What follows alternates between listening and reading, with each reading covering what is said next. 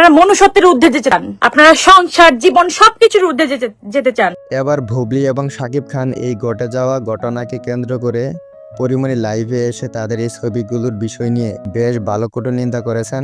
তিনি জানিয়েছেন মেগাস্টার শাকিব খান এই বিষয়টা করা একদমই উচিত হয়নি। অন্যদিকে বুবলিও এইভাবে ছবি তুলে পোস্ট না করলেও পারতেন।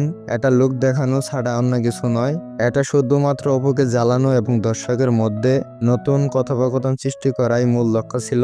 যেহেতু সিনেমা এখন চলছে না, তাই লোকের দৃষ্টি এভাবে আকর্ষণ করে নিউজে থাকার চেষ্টা করেছেন চিত্রনায়িকা বুবলি।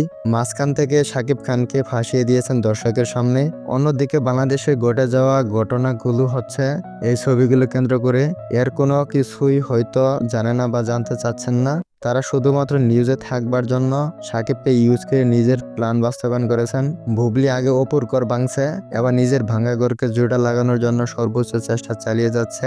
এই ছবিগুলো যেভাবে দেখানো হচ্ছে সেখানে পরিষ্কার ভাবে বোঝা যাচ্ছে বিদেশে গিয়ে শাকিব খান বুবলির সঙ্গে অনেক ঘনিষ্ঠ হয়ে গেছে।